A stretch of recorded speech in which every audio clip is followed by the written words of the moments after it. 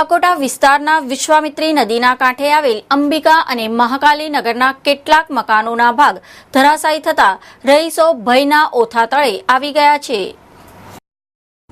અકોટા વિસ્તારના વિશ્વામિત્રીના કાંઠે આવેલ અંબિકા નગર અને મહાકાલી નગર પાસે વરસાદી કાંસ પસાર થયેલ છે।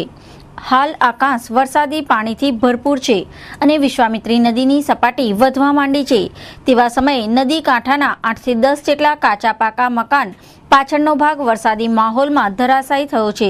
અમે લોકો અહીં રહીએ છીએ, ગંદકીમાં રહ્યા, બધામાં રહ્યા। અત્યારે આ સમયમાં અમારા એટલો રોગચાળો થયો છે, લેકિન કોઈ બી આપણે કોર્પોરેટરની કોઈની આંખ ખોલતી નથી કે દવા છટાઈએ કે સાફ સફાઈ કરે, કશું નથી। છતાં બી અમે છે ને બંધ મોડે અહીં રહીએ છીએ, પણ આજે એટલી દુર્ઘટના અમારી ત્યાં થઈ ગઈ છે, એવી દુર્ઘટના થઈ ગઈ છે તો અમારા એના 6-7 મકાન પડી ગયા છે।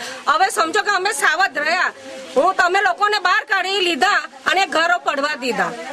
અને હવે જ્યારે કોર્પોરેટર આવીને અમને કહી જાય છે કે આ જમીન અમારી કોર્પોરેશનની નથી, ગાયકવાડની છે, તો અમારો કહેવાનો એક જ હેતુ છે કે અમે આ લડાઈ કોની પાસે લડવા જઈએ ને જીતાડીને અહીં લાવીએ છીએ। શા માટે લાવે છે કે અડધી રાતે અમારા ગરીબોને એ લોકો ધ્યાન આપે અને અમને મદદ કરે। આજે એ કોર્પોરેટર આવીને જાય અને એ કહે છે ભાઈ કે અમે પછી નિર્ણય લેશો। બધા કામે જાય છે, એમના બાળકો ફરતા રહે છે, કાલે ઉઠીને એમના બાળકોને કઈક જાનહાની થઈ, એનામાં કોણ બચાવવાનું? અને અમે કહીએ છીએ કે આટલું તૂટી ગયેલું છે તો તમે રિપેર કરીને આપો। એમને કોઈ કાળજીથી બિનકાળજીથી અમારા માટે એમને દરકારી કરી છે, એને જોયું નથી અત્યાર લગી, જેથી આ મકાનોમાં રહેતા અને આ વિસ્તારના રહીશોમાં જાનનું જોખમ વધ્યું છે।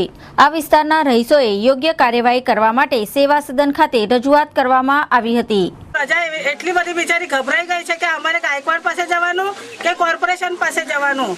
આજે અમે 4:30 વાગે ભત્તુભાઈએ વિપક્ષ નેતા તરીકે અમે એમને રજૂઆત કરવાના છે અને એમને ખાતરી આપી છે કે ભાઈ તમારા માટે હું કંઈક વ્યવસ્થા કરી આપો, એ ખાતરી આપી છે।